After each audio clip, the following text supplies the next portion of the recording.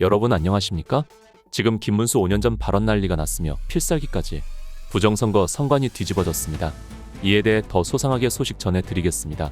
국민의힘 김문수 대선 후보가 5년 전 부정선거 의혹을 제기하며 윤석열 당시 검찰총장이 중앙선거관리위원회 서버를 압수수색해야 한다고 주장한 것으로 확인됐습니다. 취재 결과 김문수 후보는 2020년 5월 11일 민경옥 전 미래통합당 국민의힘 전신 의원이 국회에서 개최한 4.15 총선 의혹 진상규명과 국민주권회복 대회에 참석해 부정선거 의혹을 제기했다. 김문수 후보는 당시 단상에 올라 검찰의 윤석열 총장에게 말씀드린다. 그동안 열심히 했지만 정경심의는 석방돼 버리고 조국이도 구속이 안 됐다며 지금 이렇게 많은 불법 부정 비리가 많다는 것에 대해 밝혀내고 대한민국 민주주의를 살리기 위해서는 윤석열 검찰총장과 검찰은 즉시 선관위 서버와 관련 증거를 즉시 압수수색해서 수사에 착수할 것을 촉구한다고 목소리를 높였습니다. 김문수 후보는 부정선거의 근거로 부천 4개 선거구 사전투표함, 본투표함, 투표용지, QR코드 전부 다 보니까 선거관리 제도 자체가 너무 어설프다며 자신이 21대 총선 당시 기독자유통일당 자유통일당 전신 선거대책위원장으로 활동했던 경험을 들었다.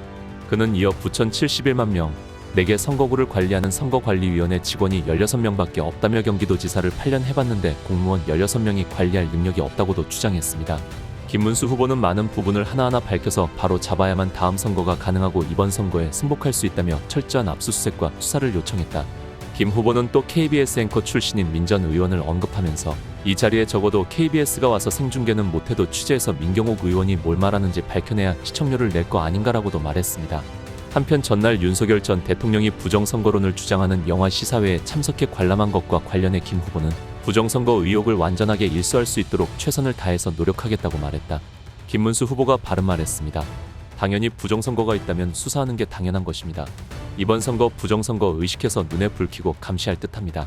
김문수가 5년 전 윤석열에게 충고 한동 영상을 보고 가겠습니다.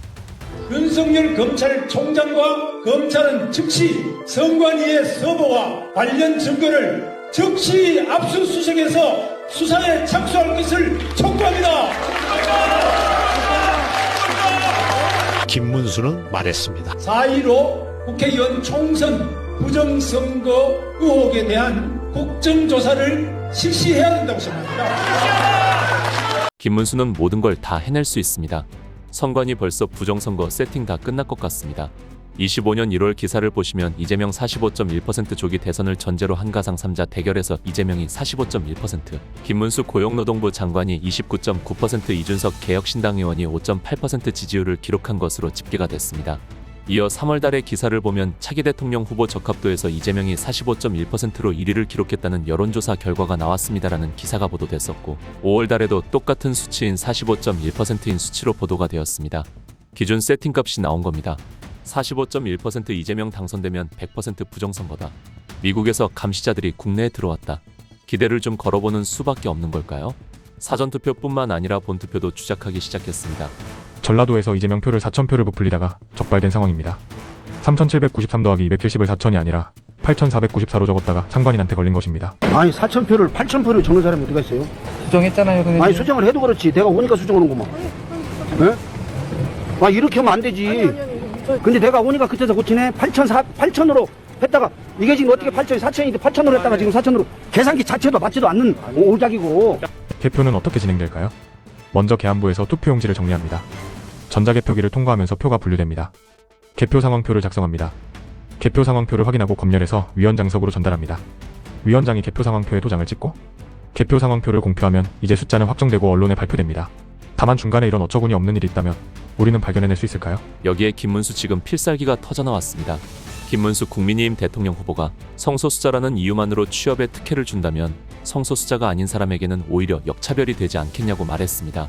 이어 김문수 후보는 TV조선에서 방영된 가족이라는 주제의 정강연설에서 이재명 더불어민주당 대통령 후보는 과거 한 행사에 참석해 공공기관, 금융기관의 성소수자가 30%를 넘기도록 하고 차별금지법을 제정하겠다고 했다며 이렇게 말했습니다.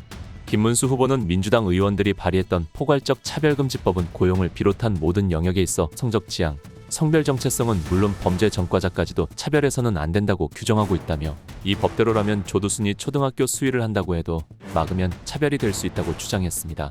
포괄적 차별금지법은 성별장애, 성적지향, 출신국가, 인종 등을 근거로 한 불합리한 차별을 금지하는 법으로 김 후보의 발언과 달리 민주당도 해당 법안에 유보적인 태도를 보이고 있습니다. 21대 국회에서 장혜영 당시 정의당 의원이 대표 발의했으며 22대 국회에선 법안 발의가 되지 않았다. 이재명 후보는 지난 18일 첫 대선 후보 토론회에서 차별금지법 제정에 대해 방향은 맞는다고 보지만 현안이 복잡하게 얽혀 있어서 이걸로 새롭게 논쟁 갈등이 심화되면 지금 당장 해야 할 일을 하기 어렵다고 밝힌 바 있다.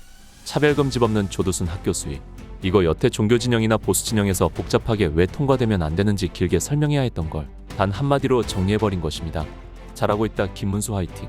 다음 시간에 뵙겠습니다. 정성산TV 좋아요, 구독, 알림 설정 부탁드립니다. 감사합니다.